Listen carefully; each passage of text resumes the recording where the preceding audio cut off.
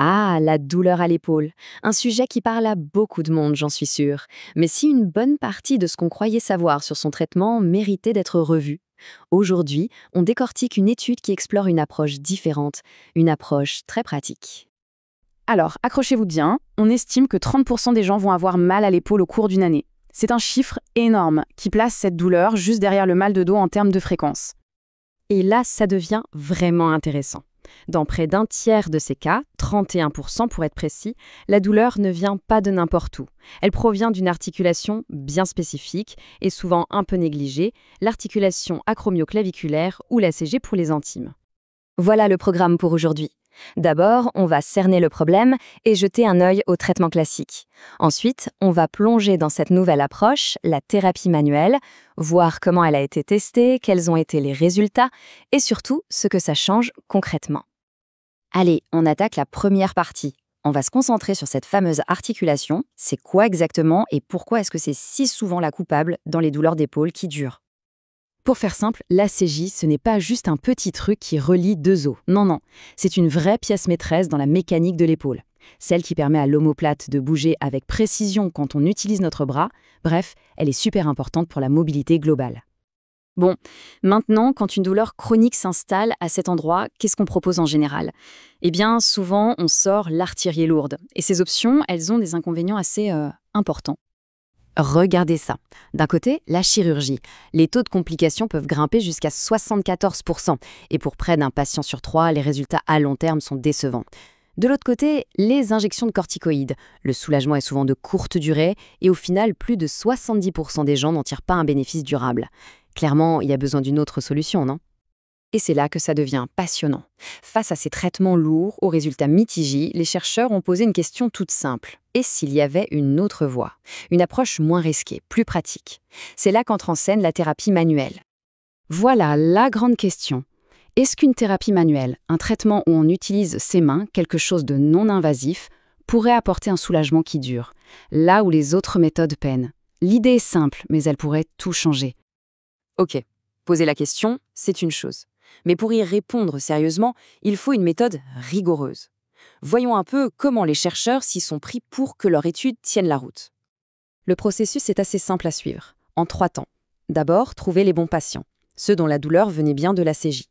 Ensuite, appliquer le traitement, en moyenne 6 séances de thérapie manuelle. Et enfin, l'étape cruciale, mesurer les résultats, à 4 semaines et à 6 mois, pour voir si l'amélioration est réelle et si elle tient dans le temps.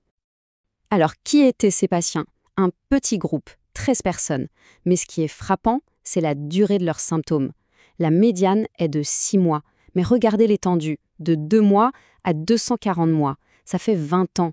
On ne parle pas de petites douleurs récentes là, mais de problèmes vraiment installés, chroniques. Et maintenant, le moment qu'on attend tous, les résultats. Qu'est-ce que les données nous disent? Eh bien, elles racontent une histoire assez bluffante. Premier graphique, le score SPADI, qui mesure la douleur et le handicap. Ici, plus le score est bas, mieux c'est. Au départ, la moyenne était à 34,6.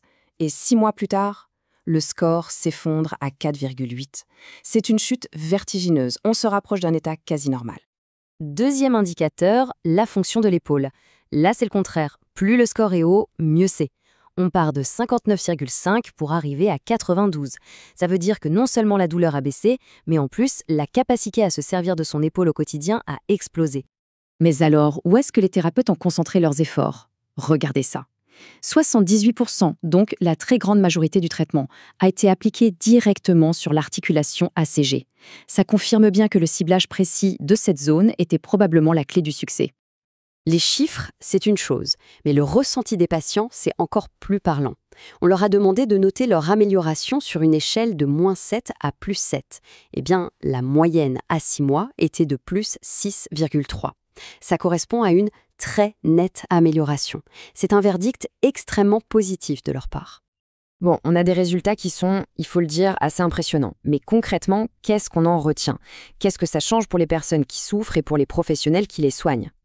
La conclusion la plus directe vient des auteurs eux-mêmes. Je cite, « Une approche de thérapie manuelle physique pourrait être une option non invasive pour la population traditionnellement traitée par chirurgie. » Voilà, c'est dit, ça résume tout.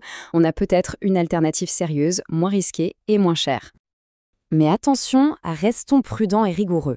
Les chercheurs sont les premiers à le dire, leur étude a des limites. L'échantillon est petit et surtout, il n'y avait pas de groupe de contrôle. On ne peut donc pas affirmer avec une certitude absolue que c'est bien la thérapie qui a tout changé. Ces résultats sont donc une première piste, très encourageante, qui appelle d'autres recherches. Et tout ça nous amène à cette question finale. Est-ce qu'une approche manuelle à faible risque ne devrait pas être la toute première option à envisager pour ce type de douleur ?